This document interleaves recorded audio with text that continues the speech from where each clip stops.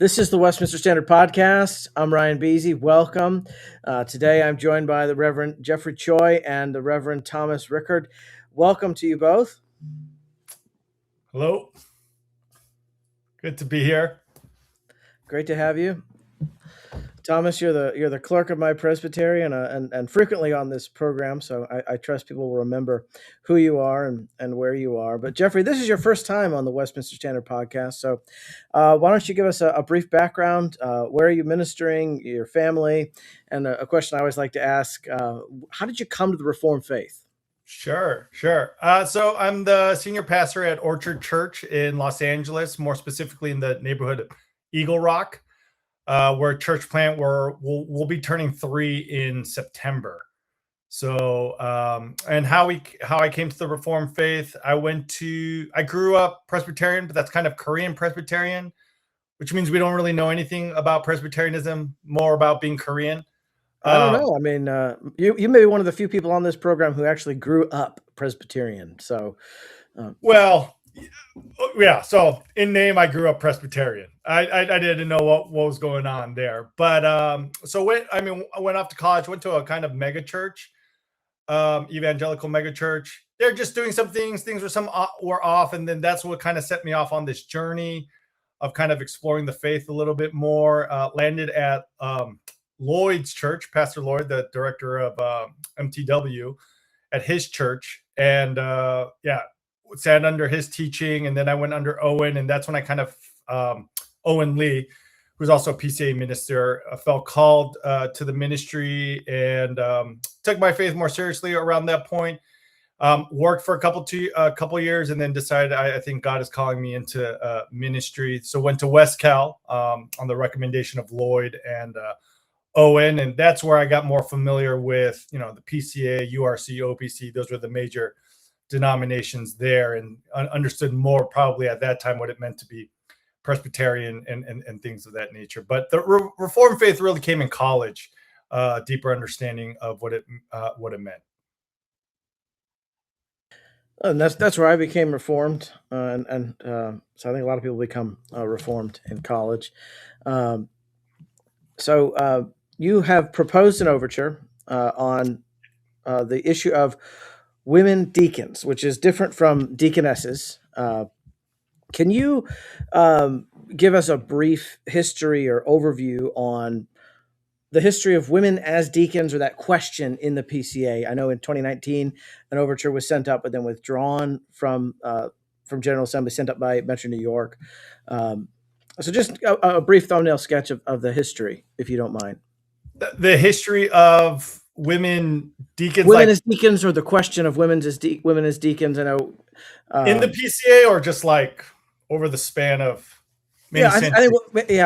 We'll probably get more to this, but just in the PCA, because this has been an ongoing conversation, hasn't it? That it's come up a few times, and always a good discussion. But I think it'd be helpful for people to know, and how also maybe how that provision in 9.7, in your view, isn't satisfactory, but that you'd like more than simply assistants of the deacons. You would like women as ordained deacons. Sure. I'll try to answer that question kind of from my own personal history. And then if I'm not going where you want me to go, you can kind of bump me back in. But came into the PCA, the issue of women deacons really came up, not in church, but more so at seminary, when we're just studying certain things. And there, I was in a class, everyone asked who believes in women deacons. It was kind of half.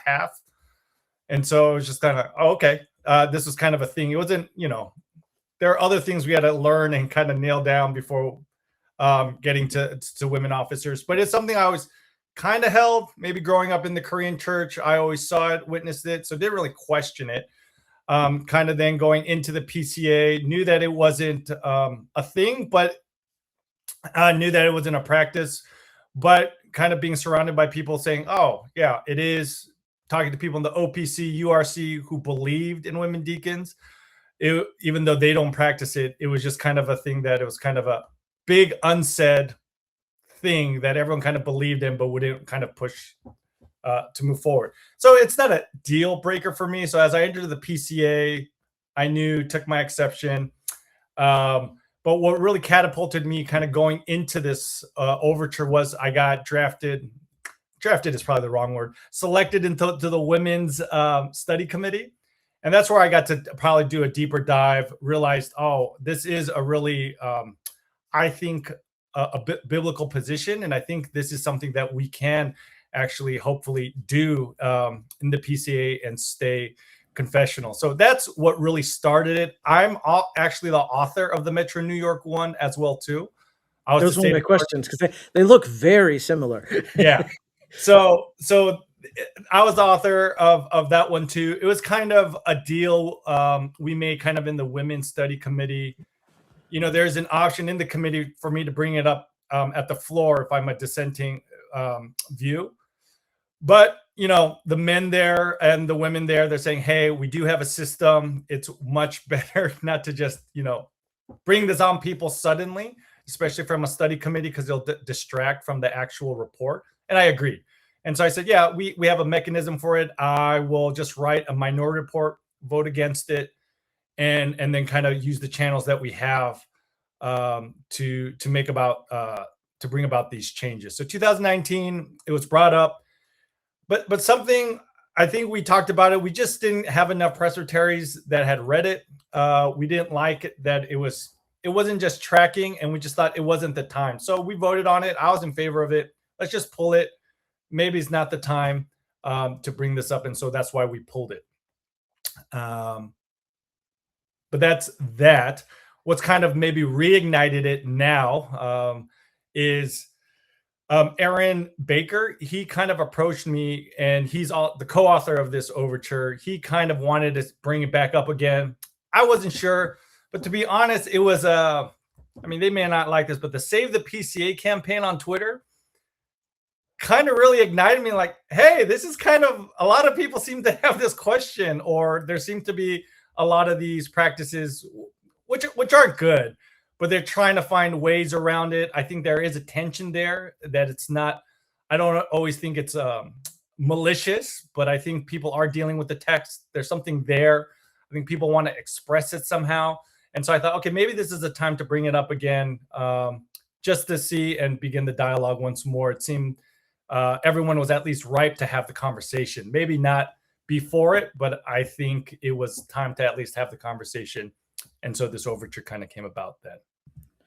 Yeah, I really appreciate the integrity that you have to bring this. And, you know, I don't like workarounds. My father-in-law is an electrician, and he's got his RV, and he's staying at our house for a month. And so I have a very long list of projects for him. And almost every time I get home, he will talk about, oh, well, I had to take this apart and redo it because whoever did the electrical work at the house originally or previously did a lot of those workarounds. And Yeah. So I appreciate, you know, even as someone who disagrees with this overture, that, you know, you're putting it forward as, let's have this conversation. Let's not engage in creative language. Let's just put it out there and then let the church decide. Yeah. Thomas, anything from you? No, I'm just happy to sit here and listen. You know, I think that yeah, it's a part of having a healthy conversation, right? Yeah. Trying to listen and understand what people are saying and what they're not saying, and not try and put words in their mouth, and not try and assume we know motives, but let them speak and share their position. And then we can kind of agree or disagree. That's the great thing, that we all get a vote to be able to say, and you know, several votes actually. And so, yeah, I'm just kind of here as a fly on the wall. Well, and part of that plea arrangement for me to be allowed to join Westminster Presbytery, that whenever I do a podcast, a presbytery officer has to make sure that I don't say anything that's going to create problems. No, that cannot be on me. That's not, that does not work. I'm not responsible. Definitely not. But, you know, again, you bring up the Save the PCA movement, which, you know, we've had folks from that movement who are in the PCA on here, and I appreciate that because I was wondering why now. This seems like, culturally we're moving in a different direction, but we don't. The church should not follow the culture, and so I appreciate that the concerns that they raised. You're now saying, hey, let's handle this in a way that's forthright and brotherly. Uh, so if it's okay, can you? And I know you've done this on PCA polity, and I don't want this to become a debate because when is Sure. it on Friday? You and Matthew Everhart are actually going to have a debate. I thought I had it up here. Where is it? Yeah, here it is. My productions team is terrible. April 23rd. So is that Friday, Thursday? This coming. You'll I have think a it's debate next on it. Thursday. Yeah. Yeah. Yes. So I don't want to debate, but I do. I would love for you to just give a thumbnail sketch of what your overture seeks to do, and then ask you a few questions about that if you're okay with that. And Yeah, absolutely. So if you heard the Polity Matters podcast, recommend it. They did make some recommendations for me to amend it, and I took their advice. And so to be more forthright, we just want the local session to decide. If I could summarize the summary of the overture, I think the local sessions should decide whether they will ordain female deacons or not. In a nutshell, that's what it is. There's a lot of language there, but it's mainly trying to get at that point, and everything is just really changing pronouns and up that point. It's a long overture, but it's just to rework the pronouns and to make sure that where deacon is mentioned, it's not there's no conflict. Yes, because these things it touches on a lot of points of the Constitution, even if the change is very specific about one office. There's a lot of church office is kind of a big deal, as Brad Right. Isbell would probably say. So the local session will have the option to decide: do we want to allow, if your overture is adopted and then ratified and then readopted, do we want to allow women to be ordained to the office of deacon? Deacon. Yeah. And I think some of the questions are, well, how will that work between different congregations and so forth? And maybe we'll get to talk about that. But can you address for me, the matter of authority? Do you see the office of diaconate as authoritative at all? So no, I think people may forget, a guy like Jay Adams was in favor of women deacons, and no one would say that Jay Adams is not a conservative. So this isn't a conservative liberal issue, I don't think. I think, especially with the way you're going about this we can deal in integrity here. So do you see the office of deacon as authoritative? Kind of in the process. Originally, I didn't see it as authority, but I think the devil's is in the details. And if we're saying authority in the sense that it's a Christ-given office and therefore it carries authority, I am fine with that definition. And therefore, saying that the office of deacon has authority, I don't find problematic. So I've kind of changed my tone on at least on that point. And yeah, but it's a authority of service, and kind of one of the questions I want to grapple with. Yeah. Are women just not allowed to have any authority? Is it a blank check, or are they not allowed to have the ruling authority found in the office of elder? But are they allowed to then have the office of service found in the office of deacon? Is kind of a question I'm trying to throw out there and kind of explore with other people. Yes, because my objection would be that even in service, there's a level of authority there that if someone, if I'm, if I need something from the church that is, for example, my father-in-law, as I mentioned, is here, and he has his RV, and he's got a big long trailer, which is too big for my driveway and an RV. And so I texted the chairman and the vice chairman of our diaconate, and I said, would it be okay if my father-in-law stored his trailer on the church property? Mm-hmm. And they said, that's fine. Yeah. So I would say that's authoritative. Sure. And or if there's some poor person in the church who needs help with a medical bill or something, that the dispensing of church funds is authoritative. But my objection to women as deacons would be, women are not to have authority So when Paul says that a woman is not to have authority or speak in church, would you say that that's just about the assembly, or how would you assuage my conscience in that area? Sure. I mean, so everyone cites usually First Timothy 2. Right. And usually anytime Paul is talking about that, it's usually within the worship context. So First Timothy 2, I don't think applies at all, because it's talking about the reading and teaching of the word. And so that's when the whole concept of authority is brought up. So I have no problem with that. I think that's fine. But then to say that First Timothy 2 applies to the diaconate, I think is overreach. And I haven't found anyone really convincing to say, yeah, we should apply First Timothy 2 or any of the other verses to the office of deacon, which is one of service, not necessarily of authoritative teaching. And rule. And rule. And so, Ryan, if I could ask you a question. Yeah.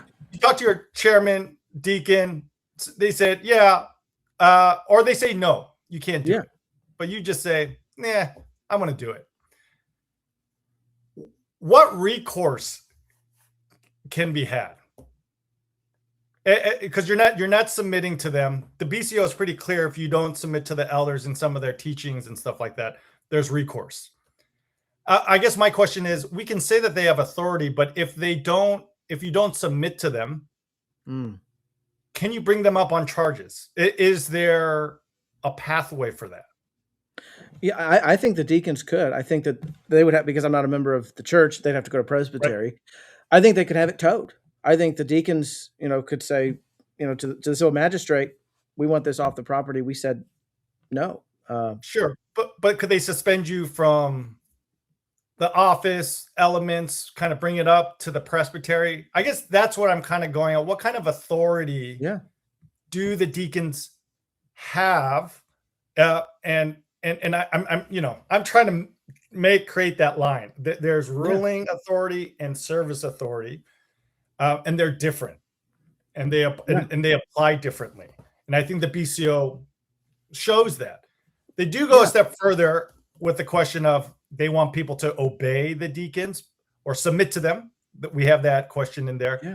But I'm always confused, like, well, in what instance, if we don't submit to them, are they able to be brought up on charges and stuff like that? And we're talking about the church courts.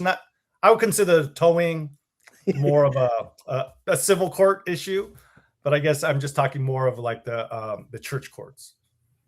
Yeah, and I think that the deacons would have broad authority. In my previous congregation, we had a situation where some folks called the church, and I answered the phone, and they showed up, and it was a big problem the way that the benevolences were dispersed. And one of the things the deacon said is, Ryan, you are not to answer the phone. And they were half joking, but they said, if the secretary had caught that, maybe they wouldn't have come, and that would have been another issue. So sure. I think they have authority because it's a physical need. It's literally a utility. They said, Ryan, you are not to answer the phones. That is the secretary's purview. Sure. So, and just from an organizational standpoint, in a congregation, I remember one time I was in college and I asked the associate minister, we're going to have a hymn sing on Sunday night. Can we borrow some hymnals? And he said, his name was Stephen Tyndall. He said, Ryan, that's a deacon question. And so I had to, go to the deacons. And I think that probably and they said, yes, of course. But if they had said, no, Ryan, we've had problems in the past with hymnals being damaged and spines being bent. But if I had just done it anyway, I think they would have recourse for some kind of discipline. Probably not suspension from the Lord's table, but admonishment. And and I think even then, the elders, as a teaching elder now, the ruling elders of the session have no authority over the teaching elder as such. Is that right, Mr. Clerk? Yeah, I mean, I think there's a difference, and we do need to be able to make that distinction, that they're not the same. And that's the beauty of it, that Christ has instituted both the office of elder and deacon for the further better establishment of his church. and to be able to equip the saints for the work of ministry. And Right. so they're gifts that Christ has given. And I think there can be this, if we think that deacons are merely just budgets and buildings and not really called to that service and sympathy, particularly not just in the physical, but also the spiritual. They have a spiritual aspect of their office, not just the physical. And so I think when I think about submission, authority, it's not always judicial. And so I've tried to think of an example, but when we have someone to come and look after our children, we will tell them, this person is in charge. You need to obey them, honor them, and respect them. They might not have the same authority that we do to be able to carry out specific discipline upon them. But they do carry that authority that has been bestowed upon them. And so if Christ has bestowed that authority upon deacons, what type of authority is that? I think, you're making a clear point that they're not elders and they don't carry that judicial responsibility. And if deacons, the diaconate is going around suspending people from the Lord's table, then that's a convolution of those two offices. But I think the vows, I don't have it off the top of my head, but it's something like to submit, honor, and obey. And I think those three things are what we would say in the catechism language is they're superiors. They're superiors, and that is because the congregation has elected them to that position. And so I think that, in that instance, that's the type of authority that they bear. It's not a judicial authority that is of governance or discipline, but it is one that I think that that's again why we elect them, right? That's preliminary principle number 6. It's no one can have authority over them unless they've been elected by the congregation. But yeah, I think you're hitting the nail on the head. I think that they're not the same, and we should try and see the beauty of the diaconate. Right. And I'm still working this out, so I might ask you guys to cut this if it doesn't work. I have this working one of there's the office of CEO, like a Elon Musk, and then there's the office of the presidency, Donald Trump, before that whole ordeal. But so they're both offices of authority, but they have just different function in how we relate to them, right? So the CEO of like Tesla, he's figuring out these very tough problems that ultimately benefit us, right? So we don't answer to Elon by any means, but as a shareholder or whatever, we've kind of tasked them figure out these really difficult problems, but we do answer to the president of the United States. So I'm not saying that the deacons don't have any type of authority. I think they are empowered to do something incredible. And they have the authority to do so. It's just a little bit different. Now, the question still remains, are women not allowed to have that kind of authority if it's kind of one of service and empathy and really, like, I call them problem solvers? Are they not allowed to kind of engage in that activity or office? And I would like to see where scripture says that they are not allowed to engage in that type of work or have that kind of authority. Yeah, I think I would go back to scripture is very clear that there are multiple and numerous women that serve in the church. Right. And so I think, yes, I think there we need to make that distinction about an official officer, in my opinion, and limit that to what is revealed in scripture and who is qualified for that position. And I think that's the crux of the debate. Right. Can women carry out aspects of ministry? Yeah. I mean, you look at the long list of women. I think of Lydia in Acts and how, she's getting together and she shows Paul hospitality and seems to be an instigator of a church. I mean, I think about our church, and we have a lady who, when it started was because this lady became a Christian, and she was just so evangelical in trying to reach people that and particularly children, that they started gathering together underneath an oak tree to be able to do a Sunday school. And so I think the question is then, what are the qualifications, who is qualified to be able to hold that office. And I think that's the distinction. And we can, as brothers, disagree.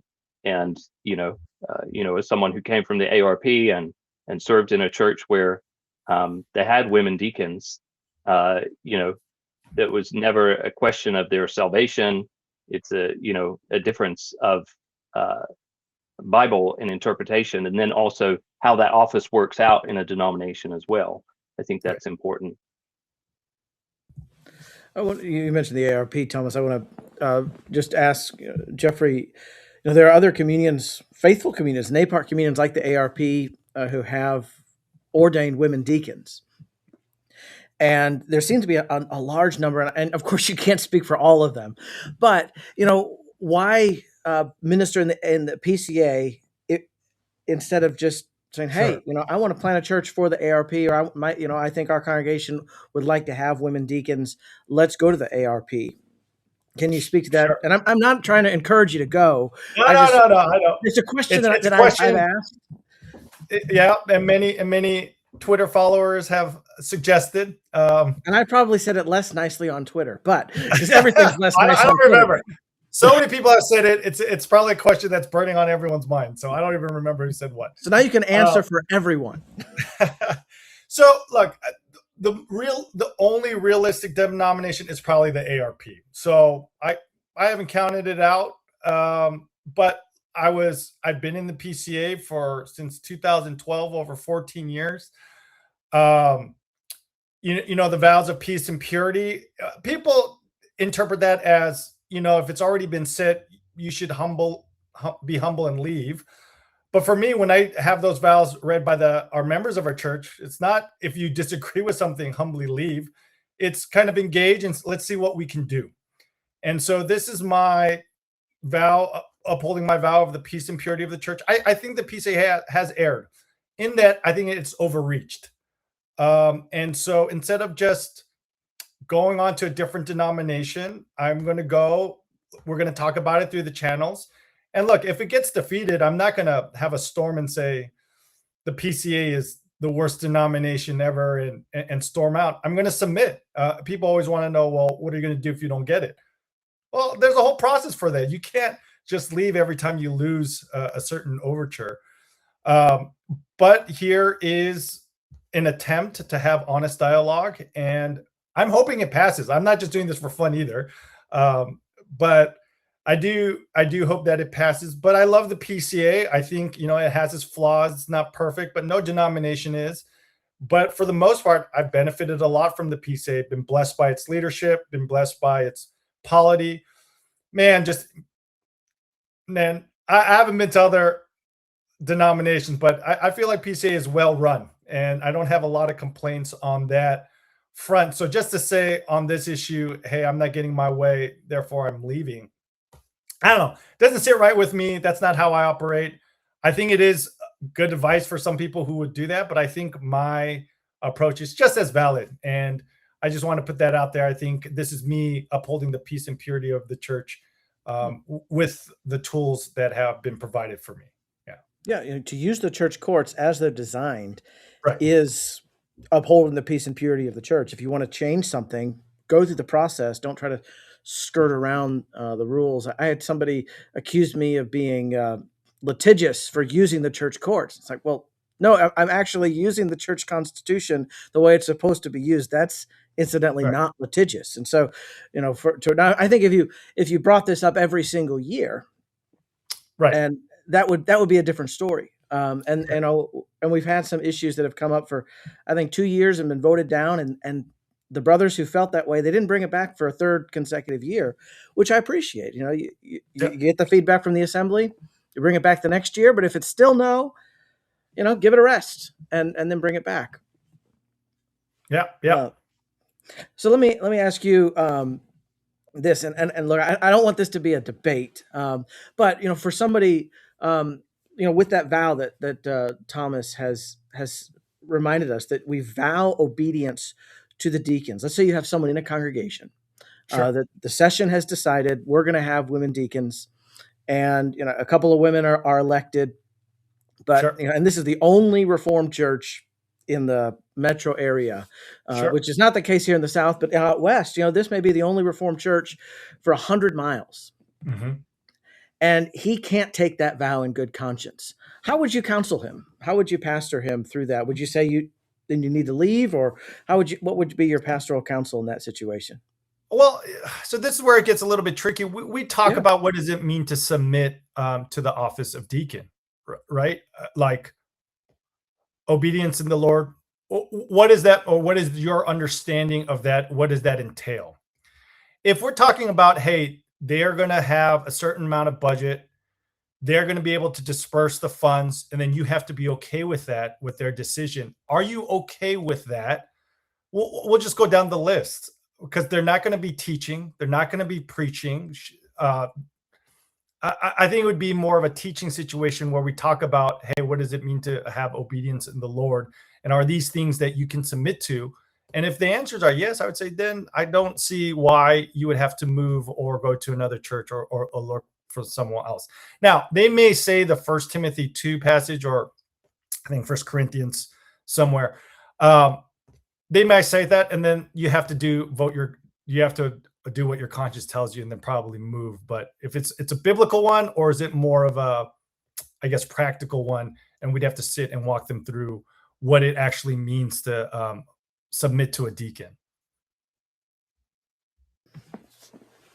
Yeah, and are we submitting, because all church power is ministerial and declarative, of course, and elders have authority severally and jointly, but I don't think there's a similar provision for deacons that the deacon board acts. But what authority does an individual deacon have unless it's delegated from the deacon board? There's a lot there, but in the PCA, Thomas, anything? I'm sorry. No, I think conscience is kind of, I think, what comes back to me as someone who left a denomination that did ordain women deacons and came to a denomination that didn't. How do you then navigate that? The conscience of, you're at a church, and the church session decides that you're going to, ordain women deacons.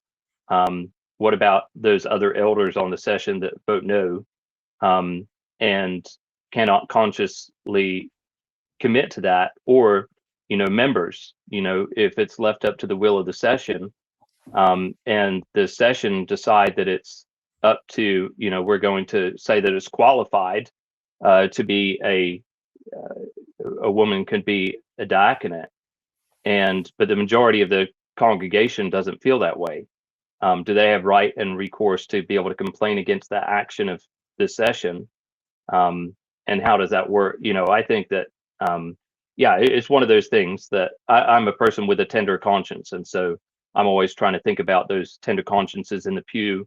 And then, everyone at the PCA, we know the rules, like that. We understand how the PCA interacts with this. And we understand that. And so I think that, thinking about the consciences of people is very, very important. Yep. And so it's just one of those difficult things, I think, that, trying to wrap your head around. Yeah, and I think if the session is doing their job, they would know their flock pretty well, and there would be some teaching and kind of back and forth, and hopefully they vote with scripture in mind and with their people in mind. But that's I don't know how each individual church is going to react. But yeah, and there's some wisdom that one would hope a session would have, that hopefully the elders are not pushing things on the people that they're not ready for, or would oppose. And in a situation that if most of the congregation doesn't want women deacons, then none will be elected, presumably, even if session were to allow it. But still, there is, I think there's a lot of wisdom that a session would have to exercise if this should be adopted. So this is very grassroots in your view, which we are the grassroots Presbyterians in the PCA. I remember Derek Thomas in in seminary. He was talking about Presbyterianism and comparing it. I think it was the Presbyterian that they had in Ulster, where it was not so grassroots that the Presbytery could say you must read out of this version, but a PCA Presbytery can't do that. You have to use the ESV or you have to use the Trinity hymnal. It's very limited purview. So how do you balance them with something like this that goes to church office, the connectional nature of the PCA with the grassroots aspect? Those two things are held in tension in our communion, I believe, in a good tension, a healthy tension. Right. So are you asking me how the local option would continue to foster the grassroots movement? Yeah, yes. Or, if you have a presbytery where some have women deacons and some don't, and deacons are allowed to serve on limited boards of higher courts, how do you envision that working out? Are they allowed to serve on the higher courts? I know they can be like a treasurer, but as far as like committees and stuff, I don't think they're allowed to serve. I think there's a couple of committees that deacons and at the presbytery level, and maybe even a general assembly. Thomas, am I making something up here? What is it that I have a recollection of that. I don't have the reference off the top of my head, but I believe that there are some that you can nominate from the diaconate up to agencies, I think, in particular, rather than committees. But I think that there are several that you can nominate deacons to. So, I scoured this. Would this disrupt, at least, I would say practically, I don't think there would be a big disruption. Just because deacons are not their jurisdiction is to the local church. It doesn't have anything to do with the presbytery. If the people elect the deacon up to the presbytery, that's a presbytery call, not necessarily like a governance call. So I kind of scared. I think we're okay practically. It wouldn't disrupt the nature or flow or bind any consciences, at least from the GA presbytery level, in my understanding of how our organization is set up. Because it's my understanding that only the members, at least I vote, is that if you should be a ruling elder or teaching elder, and only they serve.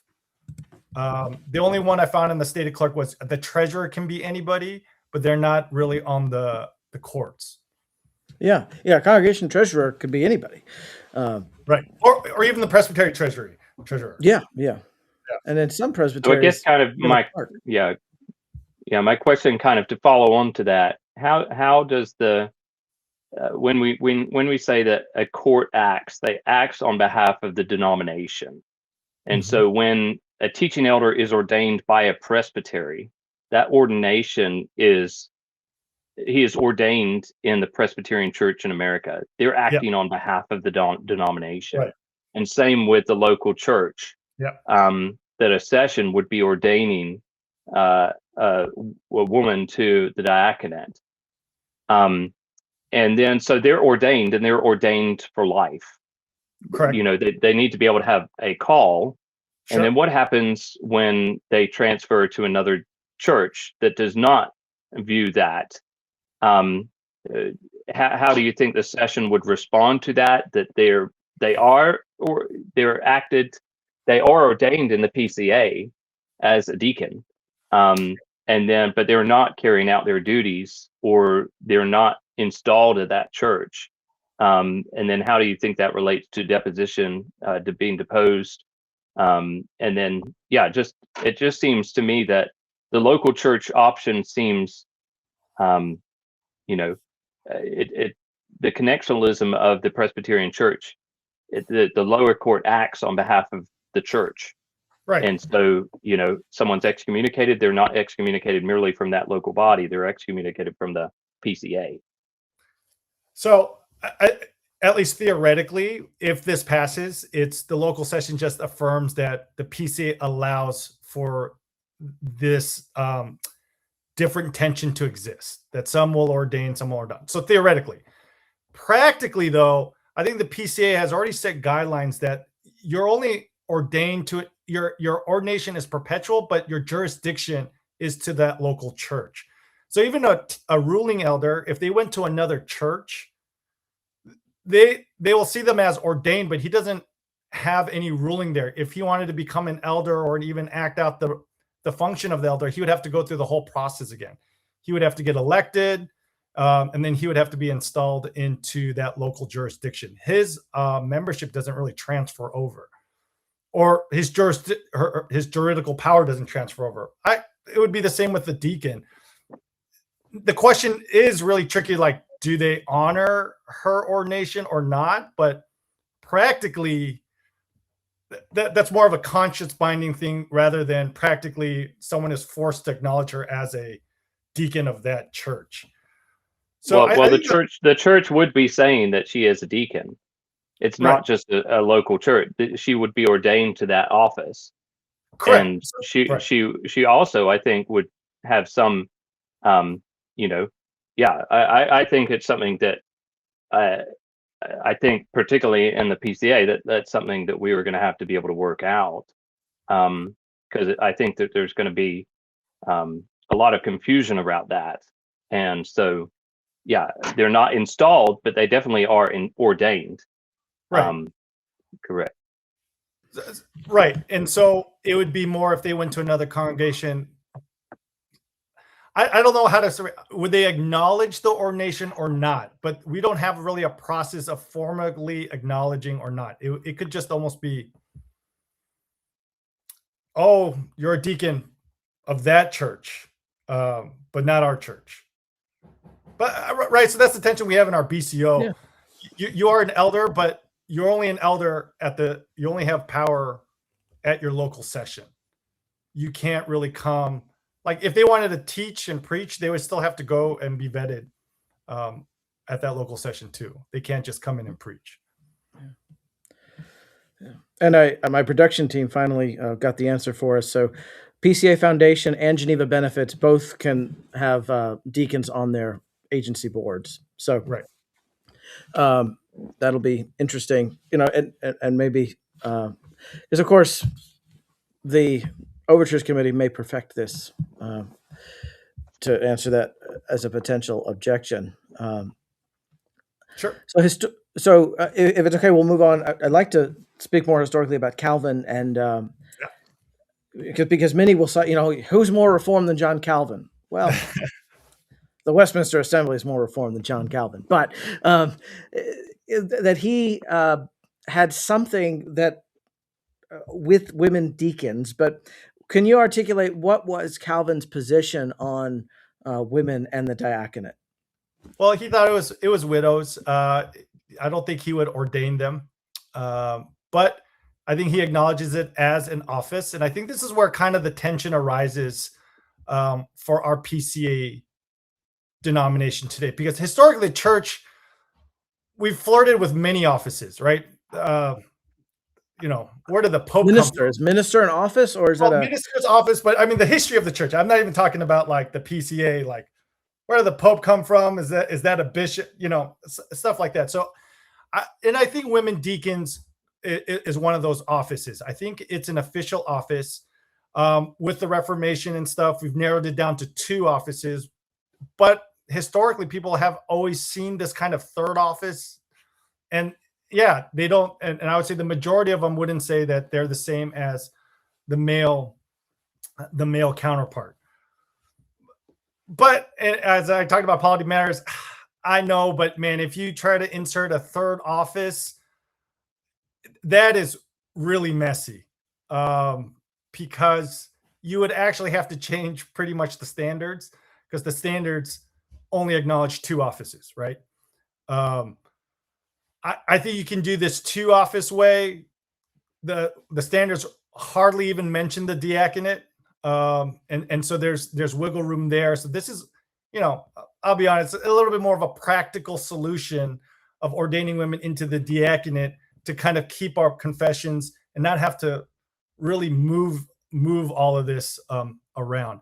So all that to say, I think historically the church has dealt with this tension of what do we do with women deacons? Are they deaconesses? Do we ordain them? Do we not ordain them? Do we are they in a separate office? So many of the historical, they had different age requirements. They're okay ordaining them, but for men it was 30 years old. For women, they have to be 40 years old. I think it's just all there still. And so with Calvin, he has a interesting, I think he almost breaks it down into like 4 offices of the diaconate. So yeah, I use him as basically to say, hey, there's something there. There's a tension there that I think we need to address. And I do think it's interesting that he's kind of reacting to going back to the sources, reading the Greek again, seeing that it's diakonos. He's like, okay, he's not really ready to ordain all these women, but he's trying to be faithful to the text and saying, I think this is an office, but it's an office not like the male deacons, but it's an office nonetheless. And should they be set apart? And then he kind of goes on his own rant about what he thinks the text is saying. So I cite him as not a we need to be like Calvin, but more of a, hey, there's a tension here that everyone is picking up on with the Greek text. How do we address it? How do we solve it? I am offering a solution that I think, if you think about it, ordaining women deacons kind of is like a nice middle ground to kind of alleviate the tension and what we're reading in the text and kind of honor the church history that we're a part of. I know that's kind of convoluted. In your reading, Jeff, how have you found many or any kind of examples where a wide range of people have actually ordained people to the office, women to the office? I see a lot of that kind of tension at work, and I think that's where the PCA kind of landed with the assistant to the diaconate. Right. And so where are your kind of examples where you turn to in church history, not just where women are serving in the church in some official capacity? I think in Calvin's case, the fact that, public servants might be another category that we would use here today that is distinct. Sure. But where are kind of your examples of where women are ordained to serve as deacons, as this overture proposes? So I've been on a Chrysostom kick, just because more of his hospitality, what he's done there, but was surprised to find that he ordained women deaconesses. He would call them deaconesses, but they're definitely ordained. He has the letters with Olympias. And then I think he goes on and he ordains 3 more women to the office of diaconate. We have kind of in the Women in Committees report, I kind of pulled it up because there's a lot, but there's apostolic constitutions. There's the Council of Nicaea, which forbade it. So there's a practice of it happening, but they're saying, we don't think this is a good practice. But then Council of Chalcedon, which is the Canon 15, that's where like only the 40-year-old women can get ordained. And then more so kind of on the East, but in the West, it doesn't happen as much. But coming up, the people who are dealing with the text, like Warfield, he's for it, but he was like 10% for it. Just kind of saying like, look, I'm reading it here, but it's very minimal, and I'm not going to build a whole system around it. But I think but Bootser, he was pretty adamant about bringing women back into the diaconate because that's what the text sort of read. So I feel like the tension is there. It's not just a modern invention, or I've been called a satanic feminist on Twitter. I don't think it's from the 19th century. I think if you're talking about women in as a ruling elder or teaching elder, that's more modern. We see the first ordination attempt or actual happening in the 19th century. But before that, the church is struggling with this very, very thing. Are women in the diaconate? Is it the same as the men? Are they only supposed to minister to women? Do they minister to men and women? And I don't know if we ever landed on a clean answer. And so that's what I think everyone is kind of picking up on when you read kind of the biblical text and church history and what we're kind of beginning to wrestle with, and why I think the PCA should deal with it head on. How we're going to kind of make sense of all this. Yeah, I'd recommend those 4 letters Chrysostom writes to Olympus. I mean, it's just a great example of a pastor just working with.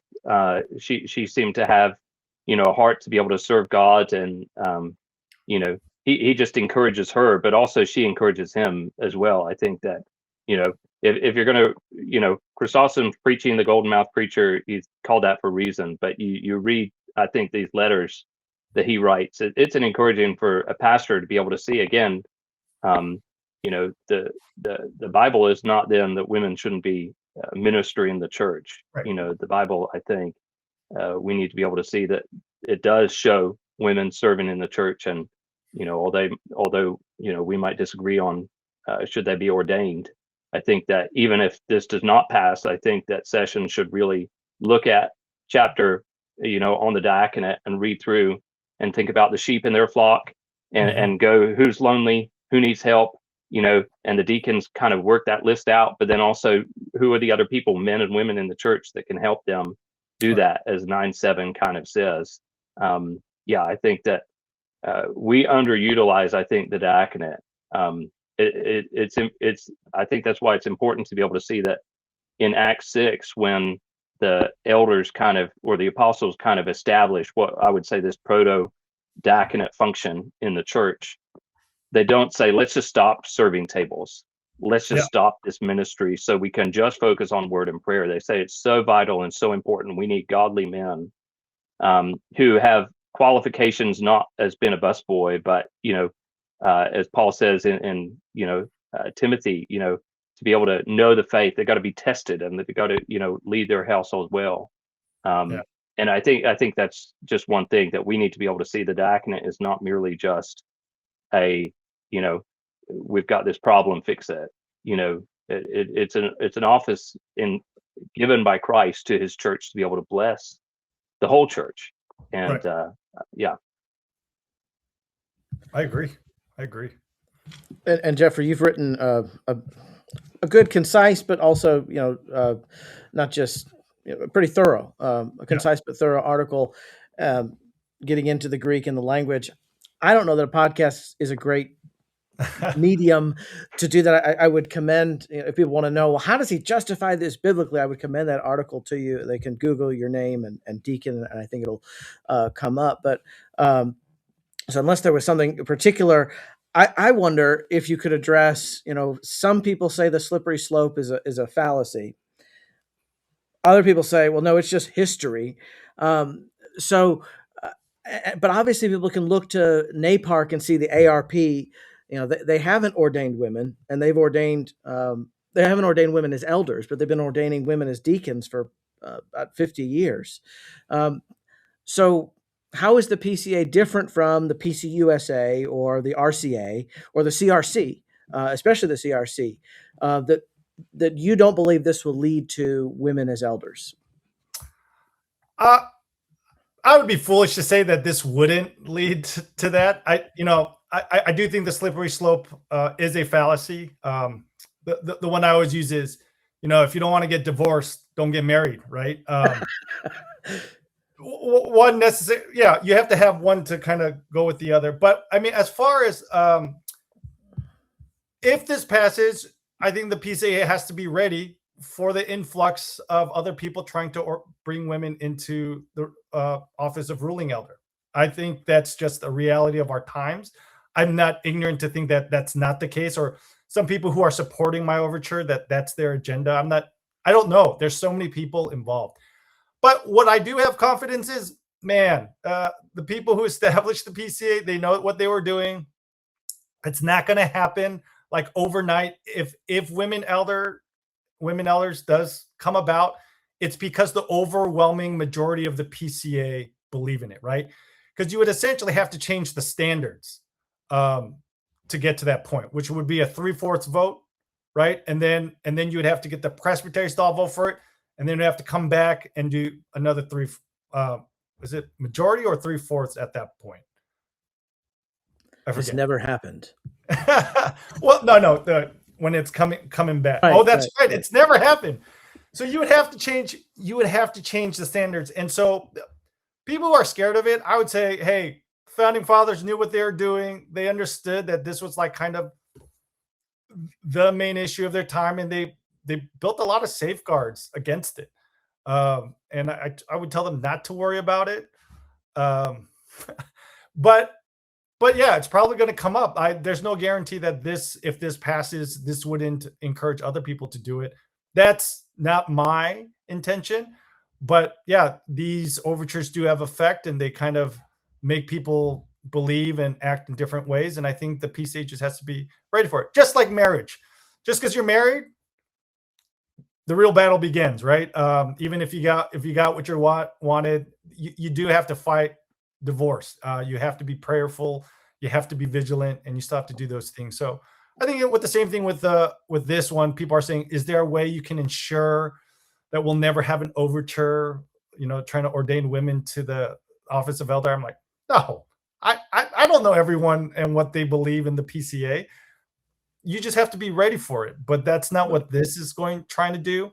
I think it's a different topic altogether, kind of showing, like, this has been discussed for thousands of years.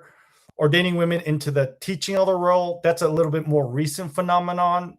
You have to take that on its own merits, and then you can discuss it then. So that's how I kind of respond to those issues. I do think you have to take each case as it comes. I do hope that people can see that the diacon issue is separate from women as preachers. It's a different issue, but if people see them as connected, because history shows that is usually how it works, then you have to be ready for it. But that's not what's up for debate at this point. Yeah, that's a good point, that this is not what's up for debate.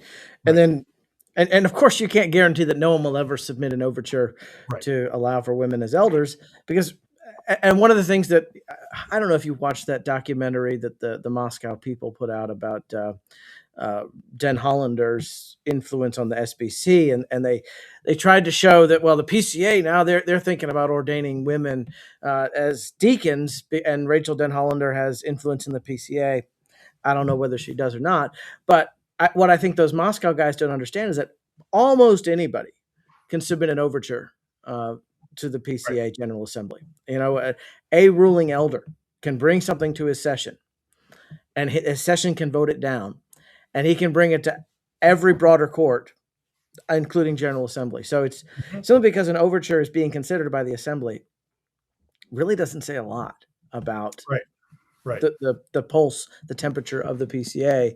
But I think you make a great point that, okay, we need to be vigilant and not just, well, we can't have women elders. You need to know why. We need to be able to defend that position. Right. Well, as we kind of bring it in for a close, what's your vision for the PCA the next 10 or 20 years? How do you assess our health presently? Next 20 years, I don't know. It's such a big organization. But I'm hopeful. I think, as the stated clerk, the more time I spend with the BCO, I'm very impressed with its foresight and wisdom that it brings. And so I think there's a good foundation. It's a sturdy foundation, and people should really put their trust in that. People are scared of like these huge swings. And they always, mention the PCUS. The PCUS didn't have guardrails like this. They just didn't. Like, you could vote, it'd be majority vote. But here we have has to go through 3 tiers of voting, super majority. Like, it's a trend is not simply going to change the PCA. And so I think people can just rest assured that it's not going to happen like that. Now, if you're more concerned about the culture, that's different. I don't know where it's going to go. I can't really assess where it is, but I'm hopeful. I think the PCA has all the tools, strong foundation, great people, podcasts like this, great dialogue, and kind of the insight and the acumen to kind of navigate these waters. We have really sharp people, really good leadership. They've been navigating for a while, but we are really young. So I think there's a lot of growth ahead. So I'm hopeful. I'm not planning to go anywhere despite the outcome of this overture. And so would love to continue working in the PCA, and yeah, I love where it's headed. Well, thanks. Thomas, anything as we close? No, I love this conversation. I love that again, the Westminster Standards put it pretty clear that we're going to have matters of conscience and cases of conscience, and we're going to have discussions, and the supreme rule of faith and practice is Scripture. And I love seeing, people interact with the original language to be able to make their case and argue. I think that's, we need to get back to what the Westminster Divines kind of did with that. But even if this overture doesn't pass, I pray that we can keep on talking about the diaconate and how women can be a part of the church, even if they're not ordained, to be able to serve where God has called them, and for elders to shepherd their flock and encourage ministry. Christ has blessed his church, and if we think we're better than that, then and we can try and organize however against what that is, then I just, again, I love that discussion that we're talking about the diaconate at large, and we're bringing that in. And if we can have a stronger sense of what ordination is, who's qualified for the office, and a stronger diaconate by the end, and women serving in the church where God has called them, I think that's a great blessing. And I appreciate your articles and your interaction and willingness to be able to talk on these podcasts with some guys here from a conservative presbytery, and I really appreciate that. I think that we need more of this in the PCA. Yeah. Thomas, Ryan, if I could say one more thing, Thomas just made me realize this is really about the diaconate at the end of the day for me. I'm very passionate about that office. I think they need to be superstars. I do compare them to Elon Musk. I should stop using his name. He's controversial, but I feel like of that magnitude, that's what the office can do. And for people listening out there, why I think it's so important is because, at least how I see the office is, we're body and soul. I think primarily the office of elder takes care of the soul. Primarily, the deacons take care of the body. So ensure the flourishing of both. Of course, they both have crossover. But where I'm becoming to, be very hindered is there's a lot of things that go on with a woman's body that I'm not familiar with and that I cannot speak into. And I think the church, we do a disservice by not being able to speak truthfully. And why, one of the questions people ask is, well, why do they have to be ordained? I do think it's important for the people to elect the people they want to trust. It's one thing for the men of the session to say, okay, we select these 2 or 3 women because we think they're godly. I think it's another thing for the congregation to say, we recognize the gifts in these women. We want them to come minister to me. So when they come knocking at our door, man, I feel confident that they're going to speak to me in a way, and that the elders will come alongside, address the spiritual needs. So it's not just people are always asking me, women in ministry. I think that debate has passed. Women should be in ministry. I think the conservatives and the liberals, they all agree in that women should be in ministry. But I think with the office of deacon, it's become really important to me that biblically, I think it's there. I think we're hampering the work of the church by not allowing women there. So that's why I'm more passionate about it than the average person. So thank you for letting me talk about that and kind of expressing that viewpoint as well. So I'm with Thomas. I think, if anything, if this can bring us back to what the deacon is supposed to do and how powerful that office is, I think I'd be very happy as well. Yeah. Yeah, I agree. We need to give more attention to the diaconate. I think my friend Tim Hopper, who is almost twice as tall as I am, he runs the Reformed Deacon site, and he sent me an excerpt from a document in the 19th century lamenting that as soon as a church gets a good deacon, they promote him to elder. and so the diaconate, even in the 19th century, just became this sort of collecting pool for guys that didn't get promoted. But we need to do away with that. And I've got some rock star deacons at the church I serve, and I had 2 rock star deacons at the church I recently pastored. For 7 years. There were only 2 of them, but 2 deacons. But I got some rock star deacons here that they're trimming hedges, but they are also very godly, spiritual men. Yeah. And so thankful when the Lord provides that. There's one of our deacons that people keep saying, you need to be an elder. Would you? And no, I am called to be a deacon. Yes. And to recognize that it's not the mailroom and then the boardroom. It's 2 separate offices that Christ gives to bless his church. Yeah. Amen. All right. Well, Jeffrey and Thomas, thank you for your time and our discussion. I enjoyed this. Yes, thank you. Thank you for having me on. My pleasure. Thanks for joining the conversation on the Westminster Standard, which is the podcast of Jude 3. For more information or to support our work at promoting confessional renewal within the Presbyterian Church in America, please visit our website, jude3pca.org. Join us again next time. I'll talk to you then.